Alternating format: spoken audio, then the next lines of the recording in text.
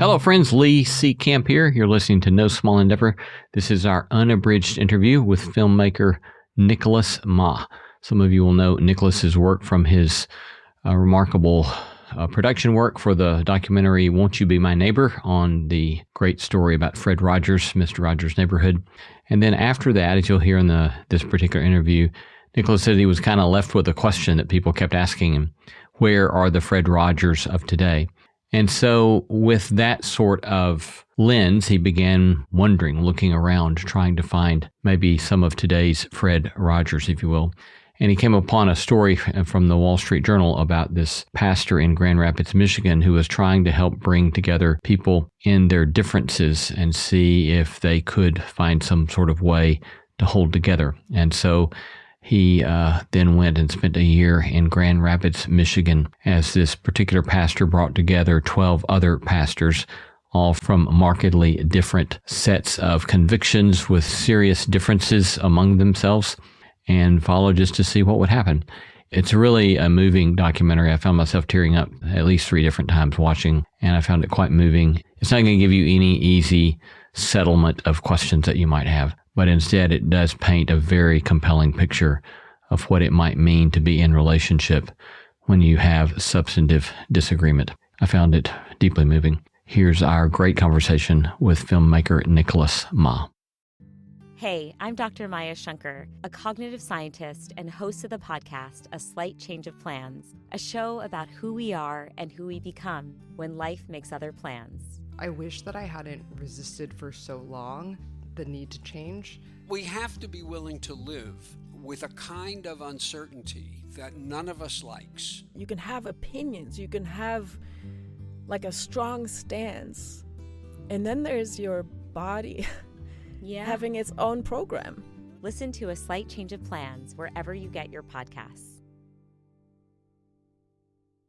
Starting something new is not just hard, it can be terrifying. What I discovered was that having the right partners was crucial. Partners like Shopify.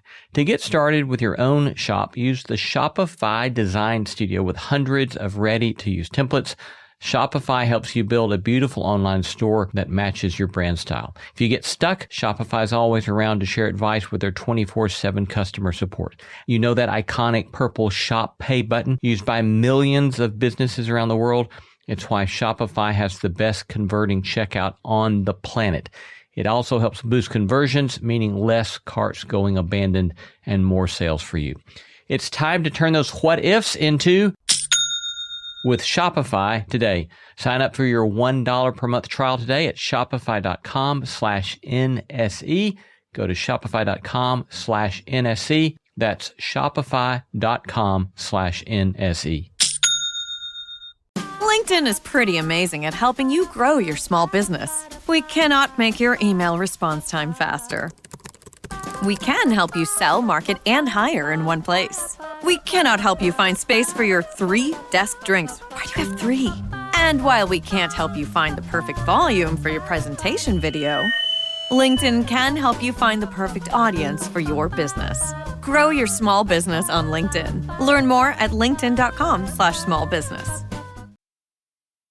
Nicholas Ma, welcome. Thank you. It's great to be here. It's lovely to have you with us today, and very grateful for your time. As I told you before we started taping, I recently watched Leap of Faith, and I found myself, I was surprised, honestly, because I kind of knew what the premise of the film was going to be, and I found myself moved to tears like 3 times, and it's really a beautiful film, and I thank you for the work that you've done with that. Well, thank you for watching it. Yeah. For those who haven't yet seen Leap of Faith, would you describe the premise? Sure. It's not a premise that most people would say, oh, there's a movie in there. Yeah. So audience forewarned. Perhaps the best way of starting is just to take a big step back. I made a movie called Won't You Be My Neighbor about Fred Rogers with Morgan Neville. he was, such a singular figure, and people kept asking, where are the Mr. Rogers of today? Where are the Fred Rogers of today? And I didn't have a really good answer, and that stuck with me that I didn't have a good answer because it was a movie that I wanted to feel hopeful, and I think has such beauty and humanity in it, and to sort of hit this speed bump at the end of, well, that was then and this is now, sort of, I think in some ways undid for me some of what made the movie feel so meaningful. And so, these questions sort of linger in your mind. And I was reading an article in the Wall Street Journal about this sort of quixotic pastor in Michigan who was trying to bring congregations together across difference, not by sort of removing the difference or vanishing it, but rather acknowledging it and finding a way of still being in relationship. And that seemed so improbable. This was, late 2020, and it just seemed, it just didn't seem like that was something that was happening a lot in our country. And I was like, I'm curious about this. So we started talking, and there wasn't really a movie in it. And then he said he wanted to do that same thing, not just within congregations, but across Christianity, and not just within one sort of piece of one place in a city, but really across all of Grand Rapids. And so he brought these 12 pastors together over the course of a year for these conversations to figure out, is it possible for us to belong to each other across deep differences? And, all the differences, that you can imagine in our world right now, differences of race, differences of gender, differences of class, differences of theology, differences of sexuality, all the things that seem like these threats that make togetherness impossible. So, yeah. I'm wondering how was the fact that you were a New Englander. How did that play into you? Because I understand that you actually went to you go to Grand Rapids. You're directing this. How did that play into? How did your kind of sense? Was there a sense of you being an outsider, New England, going to the Midwest to do this kind of classic, very deeply Christian town that's chock full of Christian Reformed folks there in Grand Rapids? It certainly is. I think there was actually a kind of helpful curiosity, right? I'm coming in from a place where the politics of Grand Rapids are all new to me, the politics within its theology as well as within its sort of, within the city. So I'm learning, and I don't come in with any preconceived notions or sort of having chosen a side. And I think there was a way in which it meant that in each of these relationships with the pastors, for me, that evolved over the course of multiple years, we could encounter each other, afresh, as opposed to coming in with this sort of with suspicion. Yeah.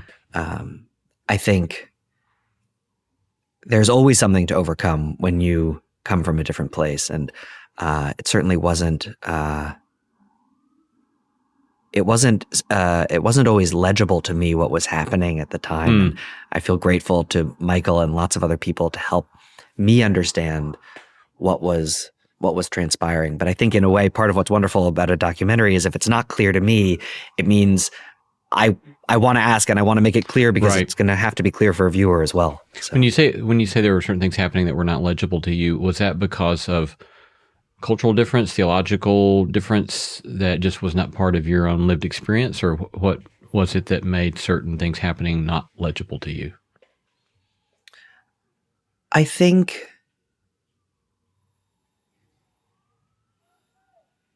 the film deals a lot with pain and the pain of witnessing pain. And what do we do with that? How do we contend with that? And our reactions to that type of experience are often very internal. And so for me, part of it was trying to uncover what is this internal dialogue that's happening within Michael, within Artie, within Joan, within Chase, within all of these pastors that are deeply, deeply committed to their faith and deeply committed to following their faith and struggling to figure out what does that mean for them in this moment. So I think does that make sense? Yeah, it does. It does. I mean, one of the things that you're clearly not doing in this documentary is exploiting that pain. You're not exploiting difference for the sake of exploitation. And so how did you think about what sort of alternative to that you were proactively pursuing? Yeah.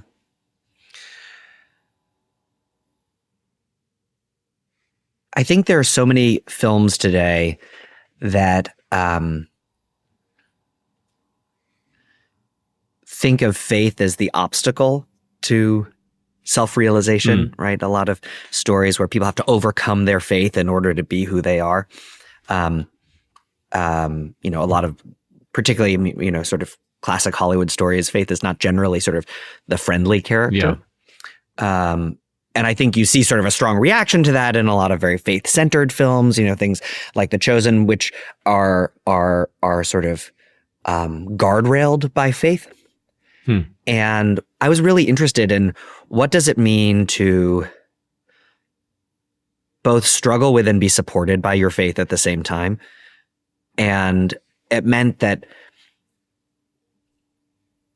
there was no point in exploiting pain because, there's no bad guy, there's no villain, it's like this question of like, what does it mean to try to understand and to stick with that, even though it's difficult. But to sort of exploit pain would sort of cheapen that struggle, I think, in some ways. Yeah. I know this is a very abstract conversation, so I'm sorry to. Yeah, I'm happy to. Yeah. Yeah. Well, let's get more specific here, just with this next question. So there's this after I would say the first move or two of the film, you're helping us see the humanity of everyone involved and even the humanity of the pastors. Yeah, all of these pastors are very lovable, deeply committed, gracious, generous human beings.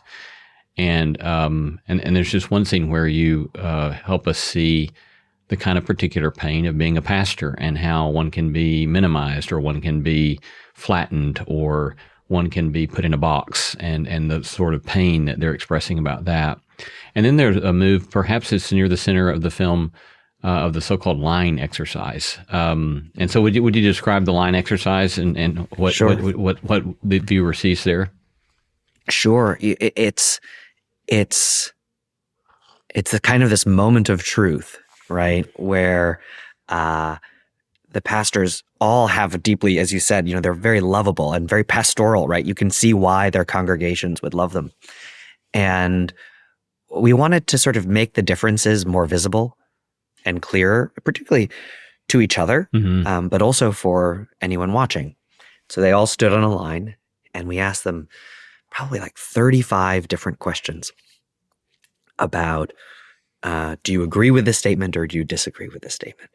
And we threw all of the sort of the most explosive questions into that, right? What do you think? Michigan had just voted to put abortion as a right into the Constitution. So one of the questions was, should abortion be enshrined in the Michigan state constitution or not? One of the questions was around, did you want to become a pastor when you were a child or not, right? And then in each of those cases, they're standing on a center line. If they agree, they move forward to the room. And if they disagree, they move to the back of the room. Exactly. And so you see them divide. You see this sort of almost like the bellows of the lungs sort of expand as they move to these opposite sides and then come back together. One of them was, do you have to believe in the literal life, death, and resurrection of Jesus Christ in order to be a Christian? And, most of them went to the side of yes, and a couple people went to the side of no. And then the question of sexuality came around. Would you officiate a wedding between a same-sex couple? And 8 go to one side and 4 go to the other. And over the course of these questions, you realize that the kindness and care in the room is going to be tested, right? It's going to we can't paper over these differences. They're there. Yeah. And because this is a year-long process, you all were meeting, 12 times over the course of a year, or how often? Yeah, so we did 3 week-long retreats and then met monthly and then individually in smaller groups in between. Yeah. So going back to the matter of pain, soon after, at least in the film, soon after the line exercise, there's this articulation of, oh, that hurt more than I thought it was going to hurt. But what are you watching and seeing and hearing as the group begins to address that pain after that exercise? So I think what you're referring to is Joan's reaction saying, I thought that hurt more than... Yes. And there's this time period between the line exercise and that next morning where you can feel something has shifted in the group.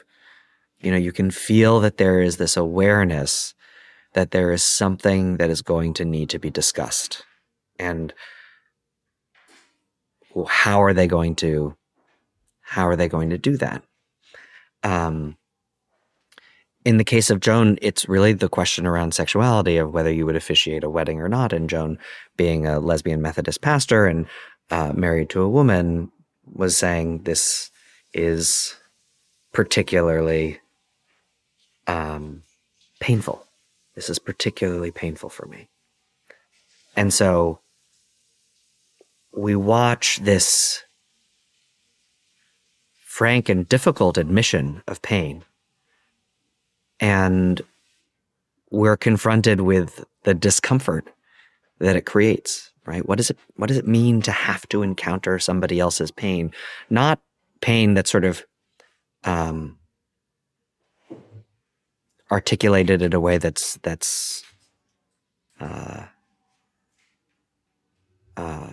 intended to wound, but just expressed and put on the table. And I think it's one of the most difficult moments in the film, and it's one that I come back to.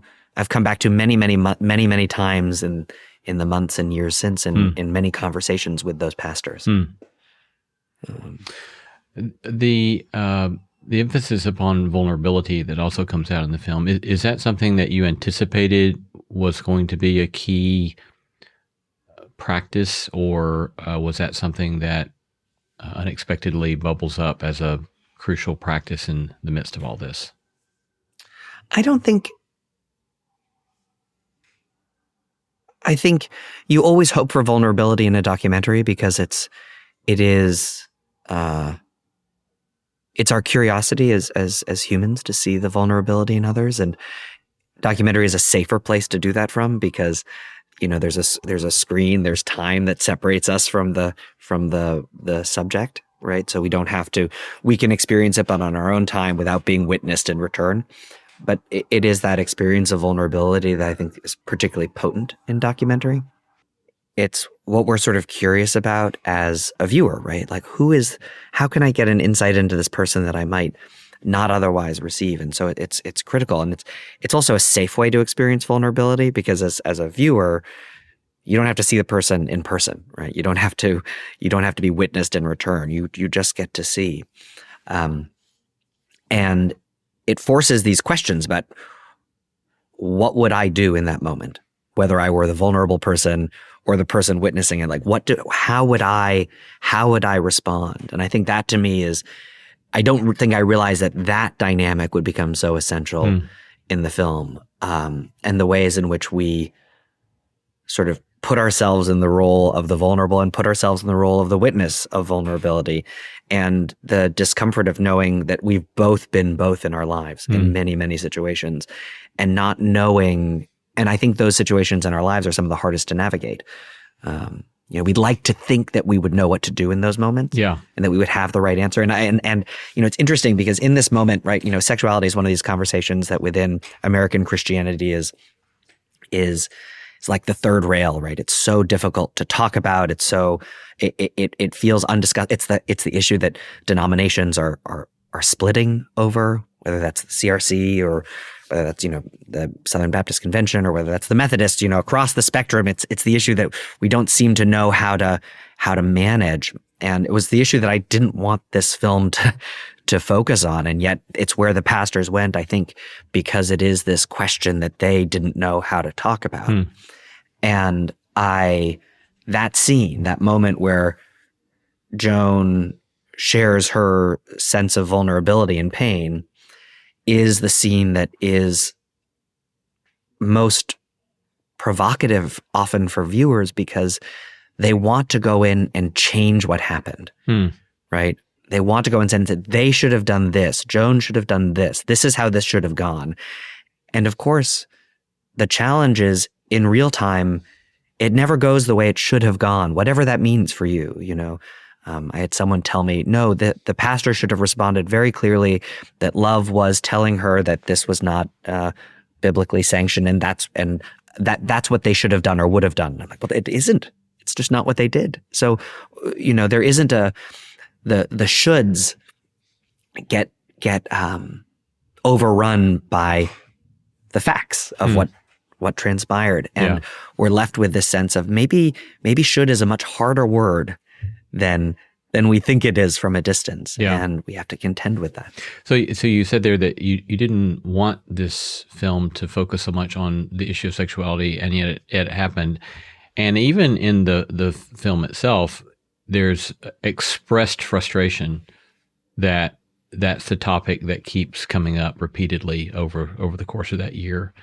Why, spending all that time with this project, why do you think that was the issue that kept coming up? And looking at you describing this as a third rail in American Christianity that we simply don't know what to do with. I mean, it is pretty remarkable that you had, you did have at least 3 of the 12 express, for example, that they did not believe you needed to believe in the bodily resurrection of Christ to be a Christian. And yet that's not the issue that gets talked about repeatedly. It's the issue of sexuality. Never comes up again. Yeah. No one brings up privately, publicly, in no conversations does anyone ever comment on that division as something that should be discussed. Yeah. And clearly there you're talking about ancient creedal confessions, right? And here you're talking about a contemporary issue that obviously is very volatile, but why, as you did this project, what's your takeaway on why this has become a litmus test for so many people? I wish I knew the answer to that. I don't. I can offer some thoughts around it. First of all of the pastors would say this is not the most important issue facing Grand Rapids. All of them would say this is not the issue that they want to be spending their time on. And so it's particularly strange that they individually feel strongly that this is not where they would like to spend their time, and yet collectively as a group can't avoid that conversation. I think there is a challenge right now around what we know how to talk about and what we don't know how to talk about. And I think sexuality is one of those things that we don't know how to talk about. We threw all sorts of very potent questions around race and race relations into the mix. Questions like about reparations, questions about police violence, questions, all sorts of things that, are hotly debated and equally divisive in any kind of polling situation. But somehow we've found the language to avoid the hard conversation and to say, well, certainly things were difficult, and, whether reparations are the right way of addressing that, we have these niceties that allow us to conceal this big division. And somehow I observe, at least, that the inability for people whose profession is based around language, right? Whether that's scriptural language or the language of a sermon or the language that they, in their pastoral conversations, when they don't have the words for something, I think that's very anxious making and very sort of troubling.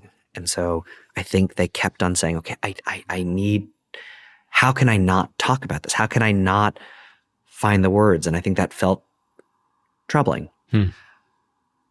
I think why it's an issue that feels like it has such potency theologically is not a question that I think I'm equipped to answer. You know, I can represent the views that I hear, but I don't know whether that's the case. But I can observe that in the history of American Christianity, there's often a single, very divisive issue that the church is struggling with, and I wonder sometimes whether it is a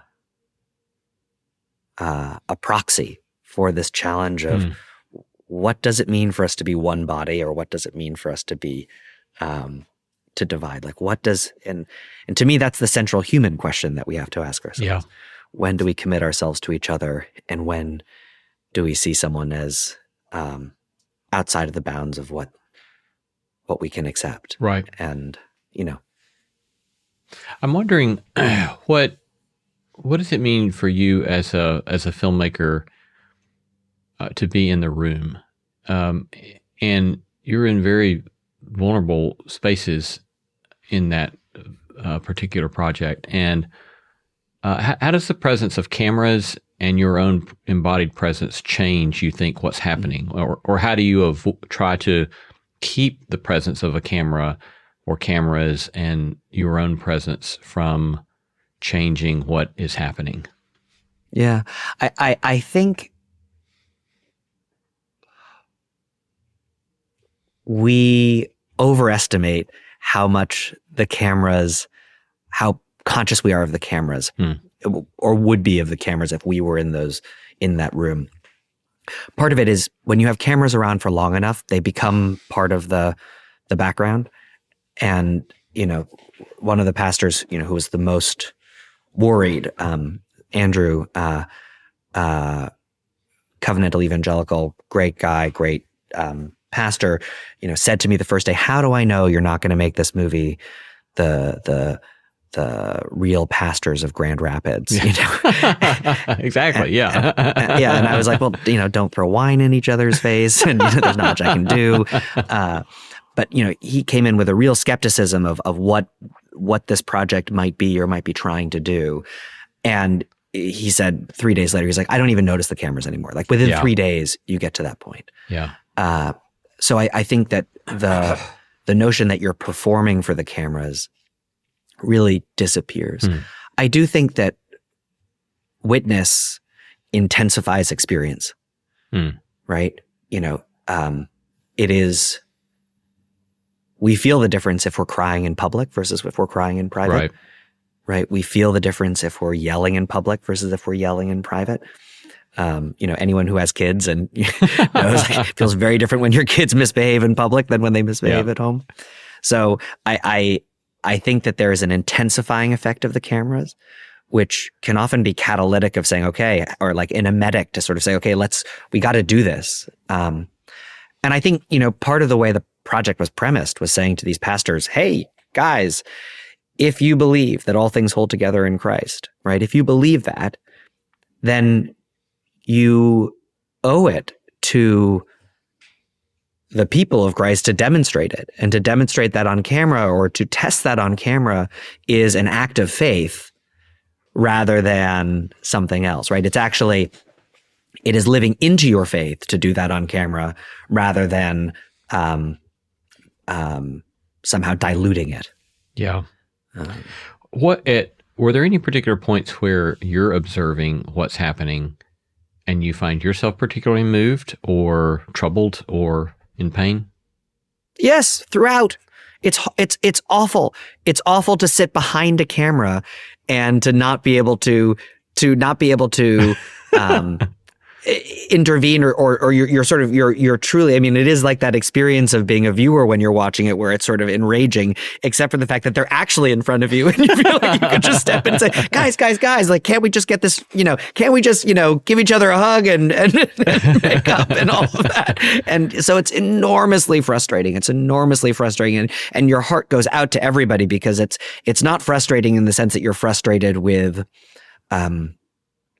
an individual, but you're frustrated that they can't find each other in those moments. They can't find that love. And I think, to me, the huge lesson was one of duration, of saying sometimes pain has to be endured and witnessed over time in order for something to change, right? And of course that is like, theologically, I think of that as being sort of at the heart of the Christian story, that it takes time, that time matters, right? It's, there are 3 days between the crucifixion and the resurrection, right? There is time that must take place, and we can't leap into some perfected state of being. But if anyone's ever tried to learn a new skill or learn a new language, that time feels awful. You want to fast forward through it, but it's only by enduring it that you discover something. And I think I was wrong in what I thought would happen at every point in this film. And I'm so grateful that we gave it the time to discover what lay on the other side. And that's what each of the pastors said. There's this moment, to talk about that moment of pain again, Joan talks about her pain, and there is a sort of potent silence from the pastors who had said they would not officiate a same-sex wedding. And, I mentioned in more conservative conversations, people say, well, why didn't those pastors explain their theological views and make it clear to Joan why they believed what they believed?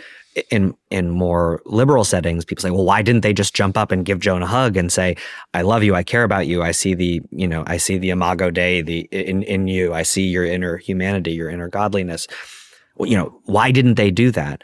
And I asked Artie, who I think is such an incredibly thoughtful, beautiful soul, at the end of the process, why do you think back to that moment? He says, I think about that all the time. I said, well, why were you silent? What was going through your head in that moment? And he said, I didn't know what I could say that would neither create more pain nor paper over real difference. And so all I could do was sit there in silence and feel her pain with her in that moment. And I thought to myself, that is a beautiful lesson for all of us, that sometimes to drive a point home or to fix something is not, those are not the only two options, to keep fighting or to fix it. Sometimes there is an option of just hearing and listening and being with, and to give it that time allows something else to change. Yeah. That's beautiful. Hello, friends. Lee C. Camp here. At No Small Endeavor, we spend a lot of time talking about a good life, but the truth is, a good life is not something we can figure out alone. It's something we discover together in community. That's why we created Endeavor Together. Endeavor Together helps small groups gather to talk about the big questions of life using episodes of the No Small Endeavor podcast. Each series is a simple 4-week guide with questions, short videos, and prompts designed to spark meaningful conversation.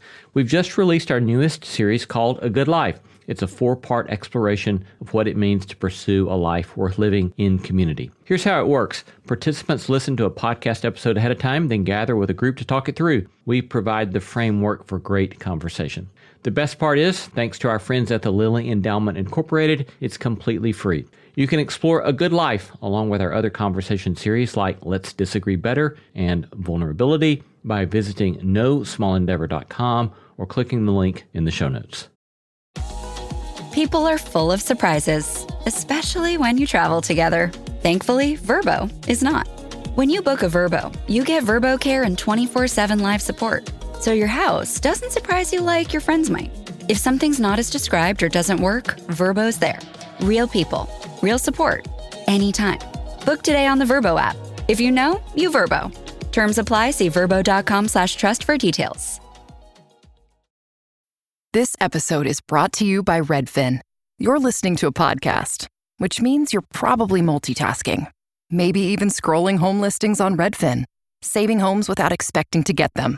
But Redfin isn't just built for endless browsing. It's built to help you find and own a home. With agents who close twice as many deals, when you find the one, you've got a real shot at getting it. Get started at redfin.com. Own the dream. In the end, in many ways, nothing is resolved, and yet maybe everything is. In the sense that, I guess I would summarize it as no one necessarily seems to have changed their opinion. I don't know, maybe they did, but generally speaking, people generally seem to come out in a similar kind of place of where they started on thinking about given issues. And yet you see a very, at least on film, and I would like to know whether you think this is, you fairly represented on film what happened in real life there, but at least on film is a representation of beautiful friendship, and that you have people who have committed to friendship even in the difference. But I don't know, is that a fair representation, you think, of where the trajectory of the film goes? I think it's very fair, and I think I can assure you that all of the pastors have said that it's a fair representation of what happened over the course of that time. I would say, if you were to do the line exercise again, I think everyone would wind up on the same side of those questions that they were on at the beginning. So it's not that somehow, all of a sudden, Joan is no longer married to a woman, or all of a sudden all of the pastors would officiate same-sex weddings. Like, no, the people are on the same side of those lines. I think that friendship that is created, though, is profound. And profound, I often think that friendship that is based on how we're similar seems like it's more durable, but I think it's actually more fragile. Because if you were to change, or I were to change, could the friendship still exist or not? If we're friends because we both love to fish, and then I become a vegan, like, are we still going to be friends or not? Whereas friendship that's forged across difference has actually a deep durability to it, because there is a sense that I don't understand this part about you, but I still find a way to love all of you, right? Not just to love the part I understand, to love the part I don't understand as well. And therefore, it allows us to grow and change with each other, and for the friendship to have that kind of flexibility to evolve as well. And I think that's the types of friendships that were built over the course of this year. It's often people will say, oh, well, you should do something together, go build houses together, or go open a soup kitchen together. And that's all great. But again, it's based around this activity. And so if the activity disappears, is the friendship still there or not? But when it's just the friendship, it means that it becomes this fertile territory for new things to grow. And in the year after the film was completed, we saw that happen, right? Molly is a member of the Northwest Pastors Group, and James's church is in the Northwest, and had never been invited to be in this pastors group. And James is a black pastor from a historically black church, and this Northwest Pastors Group had never had a black pastor from a historically black church in the group, and he was the first one. And Molly invited him to join, and it changed the group. It changed Molly. It changed James. The film wasn't about how to, integrate pastors in the northwest part of Grand Rapids, and yet it's this beautiful outcome that nonetheless occurred. Yeah. And so I think it's because those friendships existed that there's something more to be it can continue to bear fruit. Right. Yeah. When you think about this particular project, do you think of it as a work for the sake of the church, or do you think of it as a work for the sake of America? I think the church, I think America, I think, frankly, humanity is struggling with the same question, which is,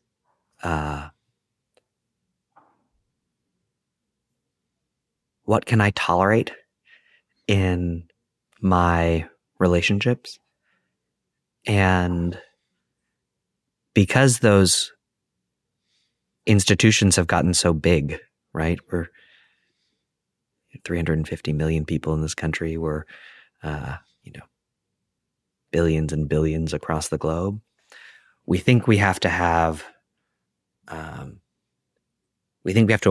know what all the abstract rules are about what should I value here and what should I value there and what should, and I think we forget about what it really means to be a neighbor, right? And I mean that in the Fred Rogers secular sense of won't you be my neighbor, as well as in the scriptural sense of love thy neighbor. And there is a kind of proximity to that, right? There's a kind of embodied encounter, We're not neighbors with someone who lives halfway across the country or halfway across the globe. And people often ask me, well, why didn't you choose pastors from across the country? Well, because they're not neighbors, right? They're not in the same proximate community. These 12 pastors have a sense that they need to understand each other for the sake of their communities, for the sake of their city, in a way that I don't really have to understand someone in Milwaukee or in Albuquerque. If I don't understand them, it's not my community. My community won't fall apart. I do have to understand the people that are proximate to me. And I believe this as sort of as a statement of faith with a lowercase f, that if we extend those communities of care, they start to overlap, and all of a sudden, the care that I exhibit towards people that are in need in my community, that sort of ripples across, and perhaps it does reach someone in Milwaukee or someone in Albuquerque. And so I don't think it's not about saying they're irrelevant to me. It's about saying within my locus, within my space, my arms only reach so far. What am I doing with them?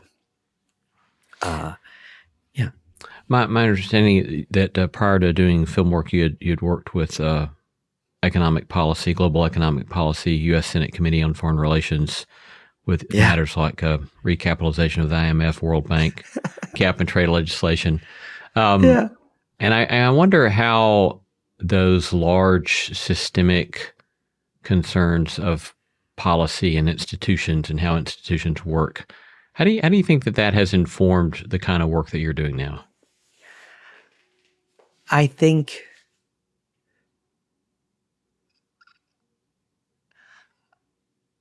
we put too much faith in institutions and not enough faith in ourselves. And it means we're constantly disappointed by institutions. And I think sometimes we don't hold ourselves to a high enough standard. We need institutions, but institutions are really the codification of what we collectively believe. That's what they are. They're not somehow, they don't have some innate power or agency. They have agency because of the agency we give them, because we say, well, we need somebody to, snowplow the streets in the winter here in New York, and so we have an institution that does that. It's because we need that and we want that. It's not a coincidence that there is not a real snowplow world in Orlando, Florida, right?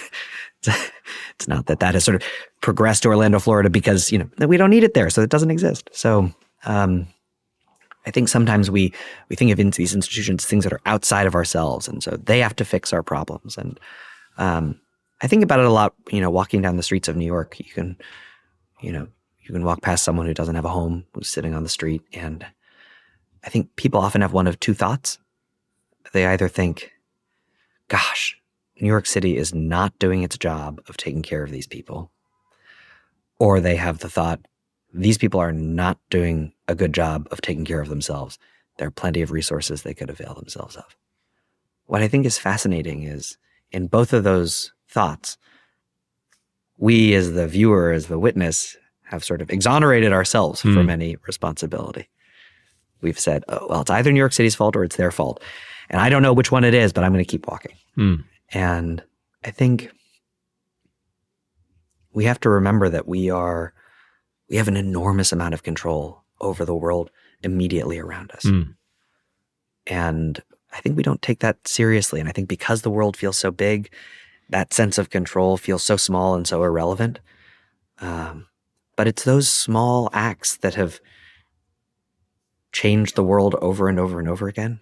Whether you go back to John Lewis deciding to walk from Selma to Montgomery and failing and trying it again and then trying it a third time, or whether you think about it as, a man who's robbed and half dead along the road to Jerusalem, and it's not a priest who stops, it's not a Semite, it's a good Samaritan who stops and offers help and aid. And, 2,000 years later, we still talk about that good Samaritan. They're enshrined in our laws. They're sort of an emblem of things. And so I think we don't know whether we're going to be the ones that do the thing that will be in 2,000 years, vaunted as what it means to be good. But we don't know that we won't be. And to take ourselves out of that picture would be to be the first two people who walked by and say, oh, this is not my job. Yeah. This is so. I mean, that language of neighbor, you've surfaced that language several times in our conversation. And of course, that relates to the earlier work that you pointed to with the Fred Rogers documentary, Won't You Be My Neighbor? And you were on Fred Rogers' show when you were a boy, is that right? Your father, Yo-Yo Ma, is playing cello, you're playing piano, and you had a couple of conversations with Fred Rogers? Yes, I was on the show when I was 6, and then I was on the show again when I was 16. I can assure you I was really excited to be on the show when I was 6, and I was really anxious to be on the show when I was 16.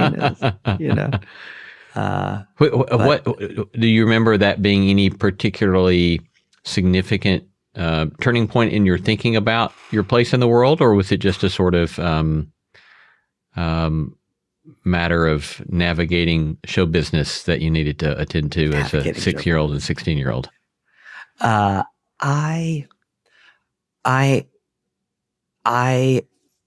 Talking about duration, I think things gain meaning and change in meaning over time. Yeah. I think I wouldn't have made this movie if I hadn't been on the program and had this deep love for who Fred was and deep sort of commitment to him. I don't think at 6 I was like, this seems like a good doc subject, so let me get in early. I went to Memorial Church at Harvard, where the pastor, the minister there, has a great title. It's the Plummer Professor of Christian Morals and Pusey Minister. It was Peter J. Gomes, who was was there at the time, and a legendary preacher. I don't think I thought much of how that would affect my life growing up, but I still remember the things that he said.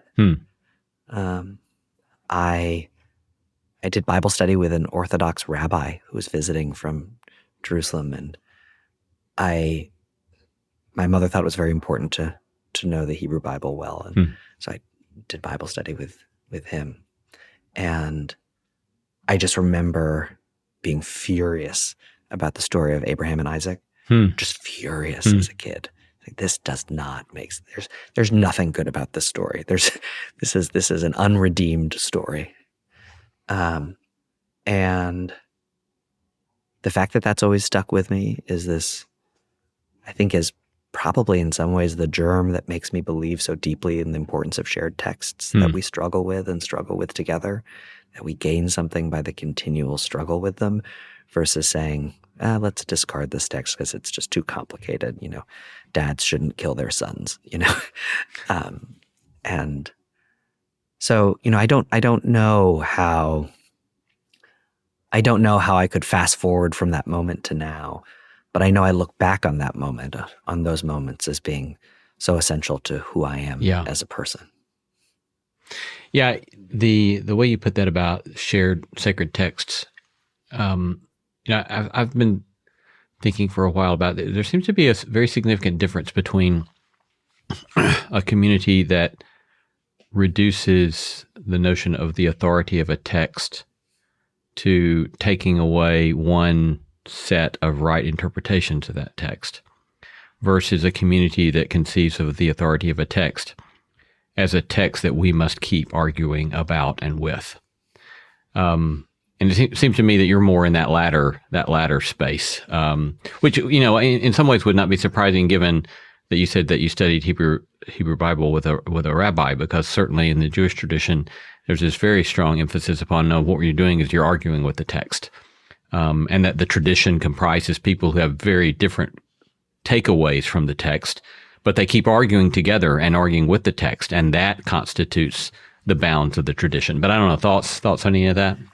Yeah, I mean, I think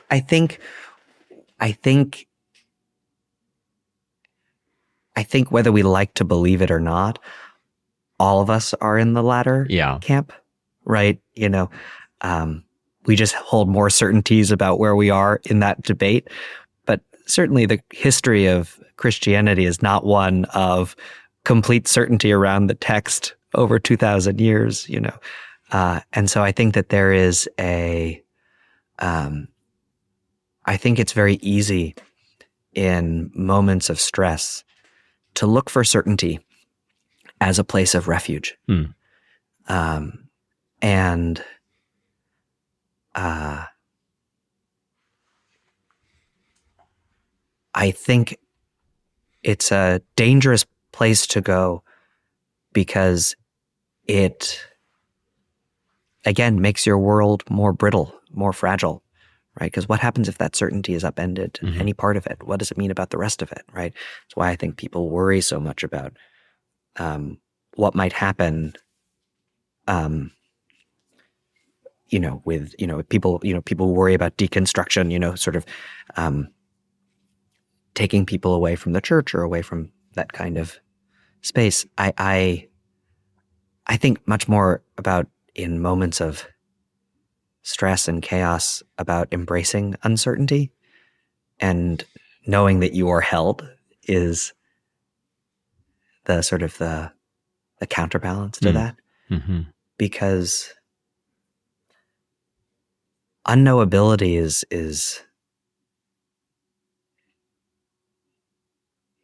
inevitable, right?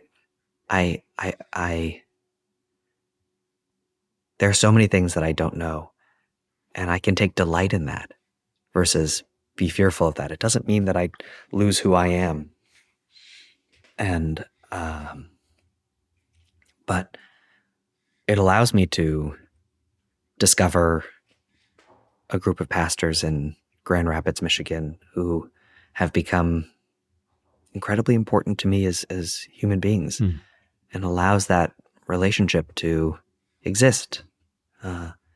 If I'd come in with a concrete sense of this is all there is to know, and everyone is falling on one side or the other of what it is that I know to be right, I would have lost something deep in my life. And I think moments like this bring me closer to,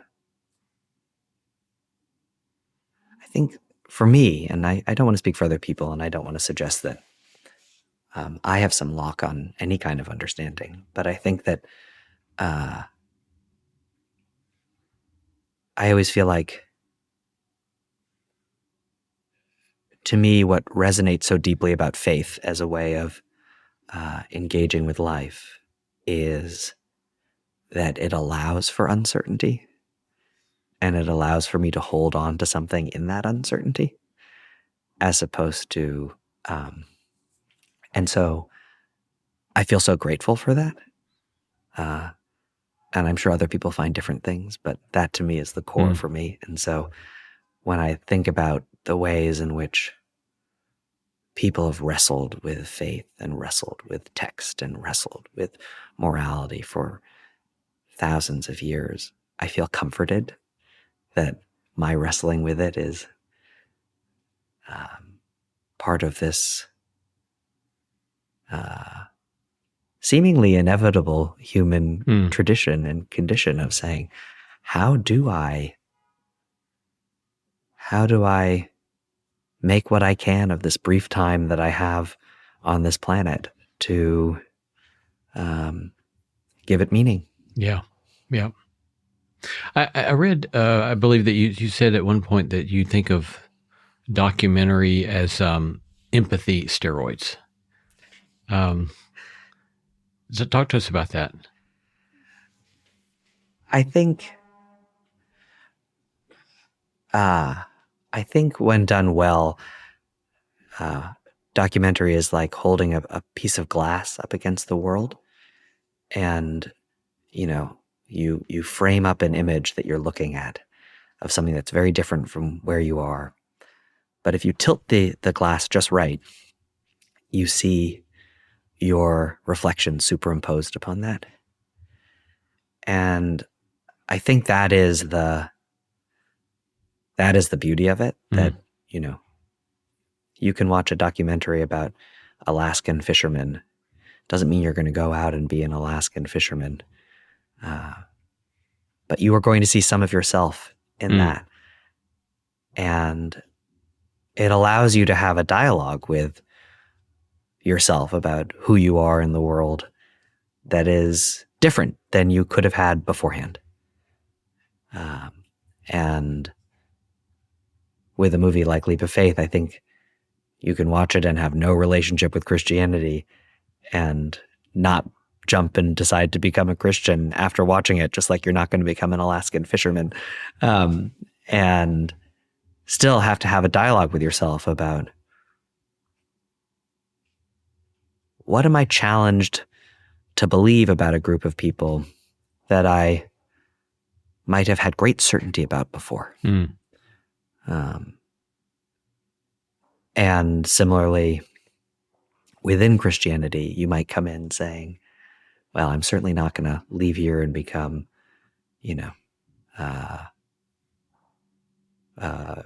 join a Kojic church or, become a Methodist but when I see myself in these moments, what does it force me to reconcile with or sort of be vulnerable about within myself that I might have very, very successfully contained up until this point? And I think those moments, I feel so grateful for films that have done that for me and people that have done that for me, and I feel bigger for it, not smaller for it. When you think about your own work, are the things that you just described a sufficient summary of what you're trying to do with your art form, or are there do you have another more specific or even broader vision of what you're hoping to accomplish with the work that you're doing in the world? I certainly don't have a more specific vision. I'm really interested in art and faith and science as three topics that often are seen as sort of like garnishes to life. Oh, isn't it nice to have a little bit of art? Or isn't it nice to go to church on Sunday? Or isn't it nice to sort of like see pictures of Artemis II and the moon or the earth? But I actually think that, and often people sort of attach to one of them. Like, this is the one that I'm going to hold on to. And the other two are, preposterous or unnecessary. And I actually think that all three of them point to the same human question of like, how do we deal with being finite beings in an infinite world. And I think that we can go through most of our days, 99% of our day, not thinking, oh, what does it feel like to be a finite being in an infinite world?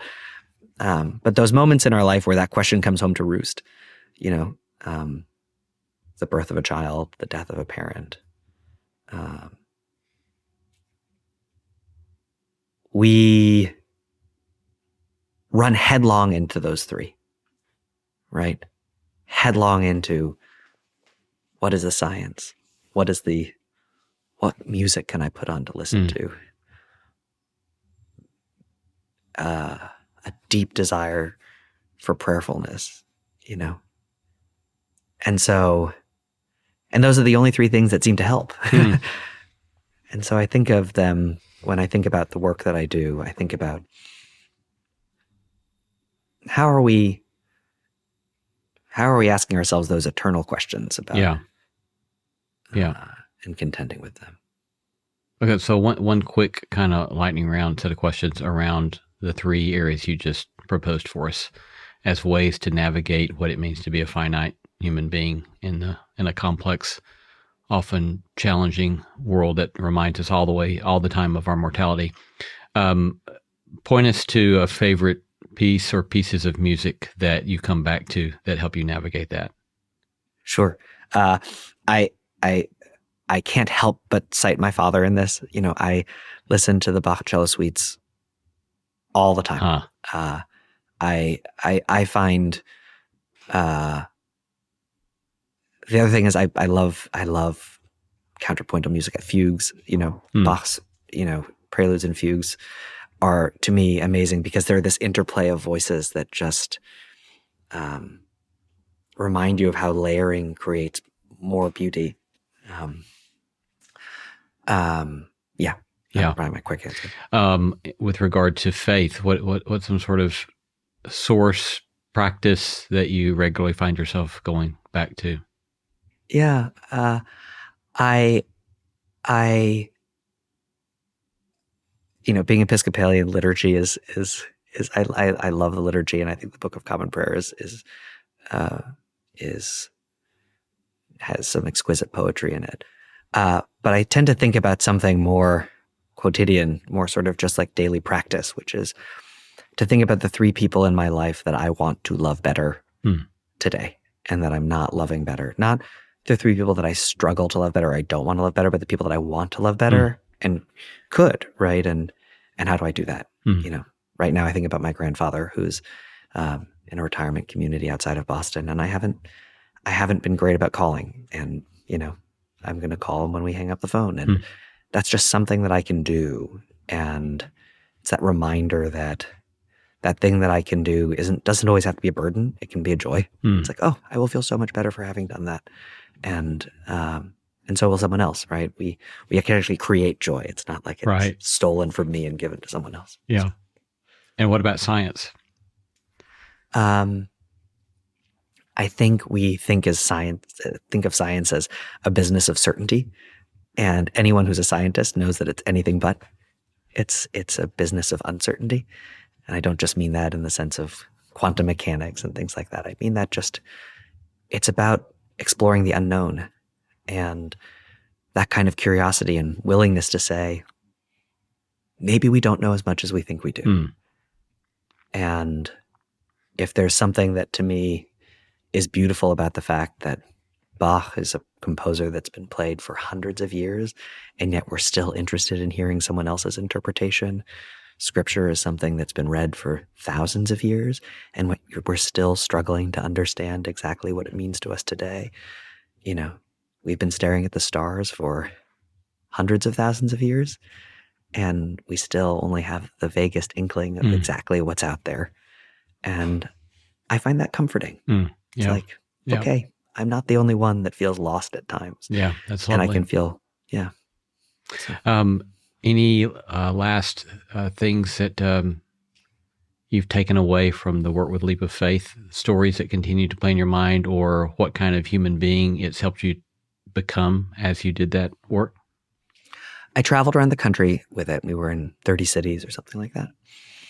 And it was fascinating to me as someone who lives in Brooklyn that wherever we went, everyone was kind of unhappy.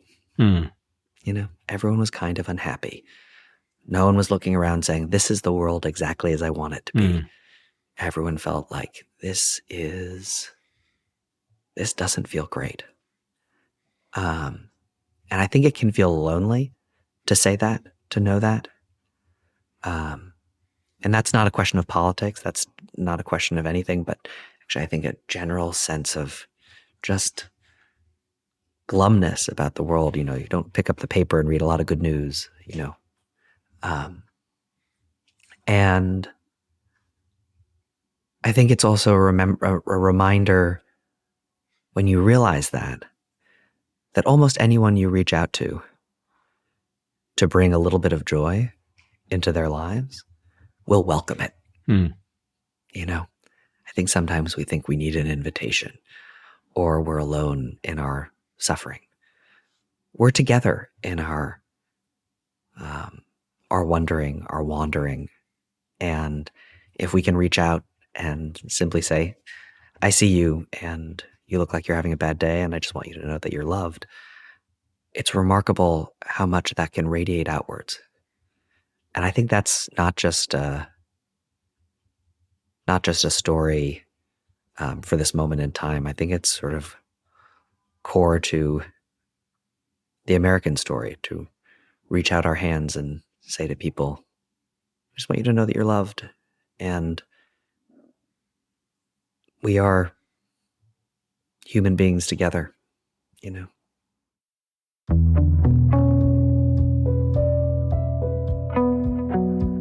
Been talking to documentary filmmaker Nicholas Mah. Nicholas, thanks so much for the lovely conversation. Beautiful work you're doing in the world. Great to be with you today. Thank you, Lee. It's been such a pleasure to have the conversation. And blessings on your conversation with your grandfather. Thank you very much.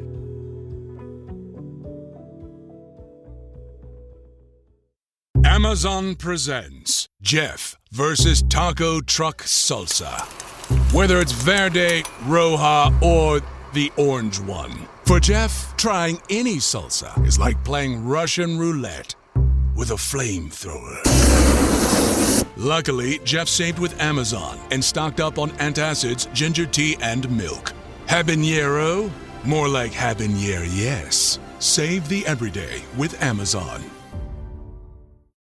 This episode is brought to you by Perfect Bistro Cat Food. Cats, this ad is for you. Has your human ever called you picky, persnickety, choosy? If so, Perfect Bistro Cat Food is for you. With ingredients like wild-caught tuna and pasture-raised lamb, tantalizing textures, and delectable flavors that meet even the most discerning cat standards. You're not picky, you're just perfectionists. Perfect Bistro, mealtime perfection for every cat. Have your human visit perfectbistro.com.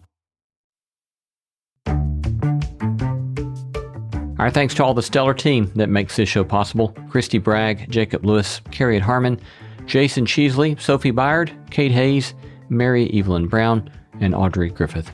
Our theme song was composed by Tim Lauer. Thanks for listening, and let's keep exploring what it means to live a good life together. No Small Endeavor, it's a production of Tokens Media, LLC, and Great Feeling Studios. Ryan Reynolds here from Mint Mobile.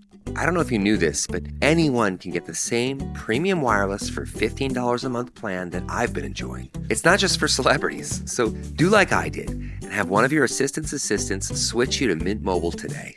I'm told it's super easy to do at mintmobile.com/switch. Upfront payment of $45 for 3-month plan, equivalent to $15 per month required. Intro rate first 3 months only, then full price plan options available. Taxes and fees extra. See full terms at mintmobile.com.